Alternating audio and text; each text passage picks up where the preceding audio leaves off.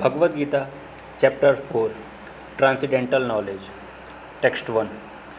The Supreme Personality of Godhead, Lord Sri Krishna said, I instructed this imperishable science of yoga to the sun god Vivasvan, and Vivasvan instructed it to Manu, the father of mankind, and Manu in turn instructed it to Ikshvaku. This supreme science was thus received through the chain of disciplic succession, and the saintly kings understood it in that way. But in course of time, the succession was broken, and therefore the science as it is appears to be lost. That very ancient science of the relationship with the Supreme is today told by me to you, because you are my devotee as well as my friend, and can therefore understand the transcendental mystery of this science. Arjuna said, the sun god Vivasvan is senior by birth to you. How am I to understand that in the beginning you instructed this science to him? The personality of Godhead said, many, many births, many births both you and I have passed. I can remember all of them, but you cannot, O subduer of the enemy. Although I am unborn, and my transcendental body never deteriorates, and although I am the Lord of all living entities, by my internal energy I still appear in every millennium in my original transcendental form. Whenever and wherever there is a decline in religious practice, O descendant of Bharat, and a predominant rise of irreligion, at that time I descend myself to deliver the pious and to annihilate the miscreants, as well as to re-establish the principles of religion. I myself appear millennium after millennium.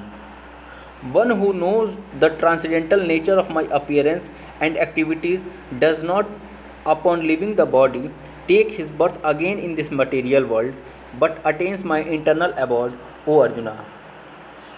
Being freed from attachment, fear, and anger, being fully absorbed in me, and taking refuge in me, many persons in the past became purified by knowledge of me, and thus they all attained transcendental love for me.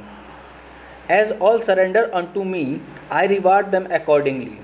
Everyone follows my path in all respect, O son of Parth. Men in this world desire success in fruitive activities, and therefore they worship the demigod. Quickly, of course, men get result from fruitive works in this world. According to the three modes of material nature and the work associated with them, the four divisions of human society are created by me. And although I am the creator of this system, you should know that I am yet the non-doer, being unchangeable.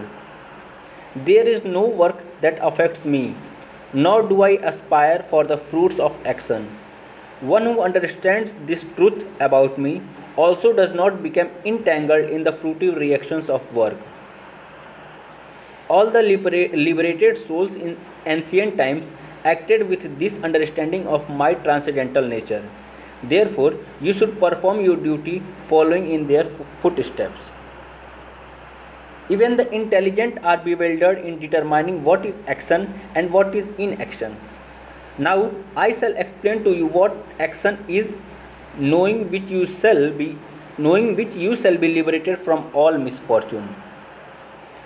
The intricacies of actions are very hard to understand. Therefore, one should know properly what action is, what forbidden action is, and what inaction is. One who sees inaction, and action in inaction is intelligent among men, and he is in the transcendental position, although engaged in all sorts of activities. One is understood to be in full knowledge, whose every endeavor is devoid of desire for sense gratification. He is said by sages to be a worker for whom the reaction of work have been burned up by the fire of perfect knowledge. Abandoning all attachment to the result of his activities Ever satisfied and independent, he performs no fruitive actions, although engaged in all kinds of undertakings. Such a man of understanding acts with his mind and intelligence perfectly controlled, gives up all sense of proprietorship over his possession, and act only for the bare necessities of life. Thus working, he is not affected by sinful reactions.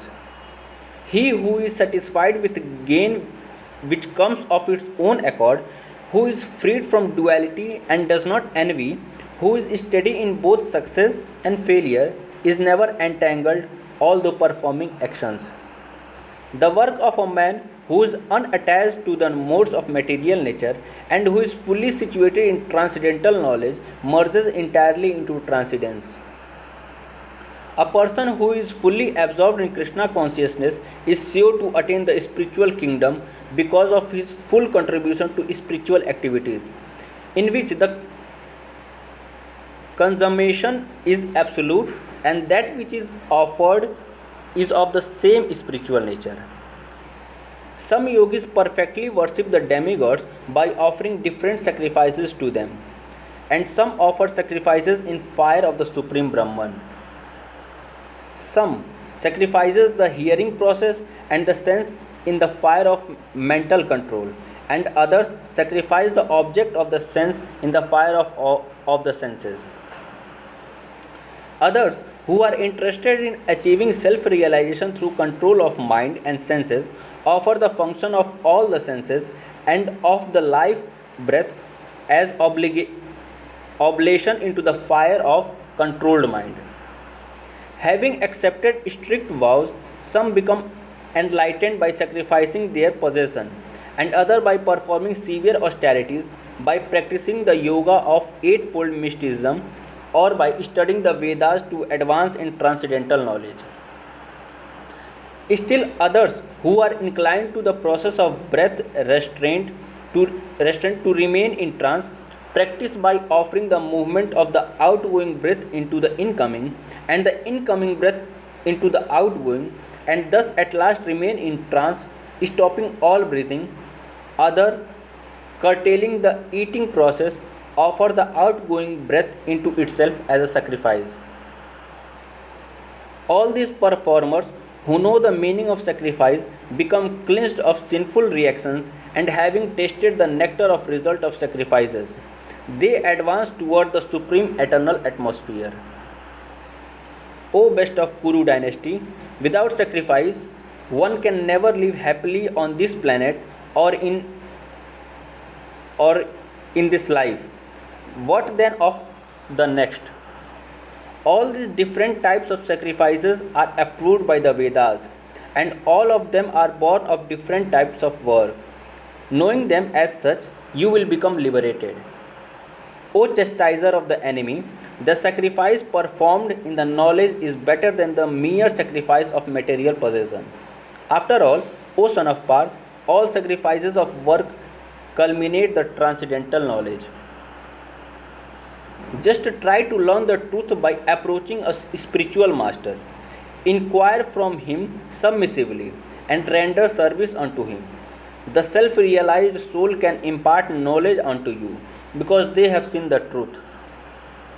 Having obtained real knowledge from self realized soul, you will never fall again into such illusion.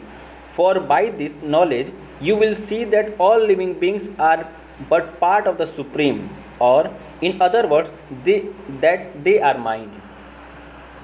Even if you are considered to be the most sinful of all sinners, when you are situated in the boat of transcendental knowledge, you will be able to cross over the ocean of miseries. As a blazing fire turns firewood to ashes, O Arjuna, so does the fire of knowledge burns to ashes all reactions to material activities. In this world, there is nothing so sublime as pure as transcendental knowledge. Such knowledge is the mature fruit of all mysticism, and one who has become accomplished in the practice of devotional service enjoys this knowledge within himself in due course of time. A faithful man who is dedicated to transcendental knowledge and who subdues his senses is eligible to achieve such knowledge, and having achieved it, he quickly attains the supreme spiritual peace. But ignorant and faithless persons who doubt the revealed scriptures do not attain God consciousness. They fall down. For the doubting souls, there is happiness neither in this world nor in the next. One who acts in devotional service, renouncing the fruits of his action, and whose doubts have been destroyed by transcendental knowledge, is situated factually in the self. Thus, he is not bound by the reaction of work, O conqueror of riches. Therefore, the doubt which have arisen in your heart out of ignorance should be slashed by the weapon of knowledge. Armed with yoga, O Bharat, stand and fight.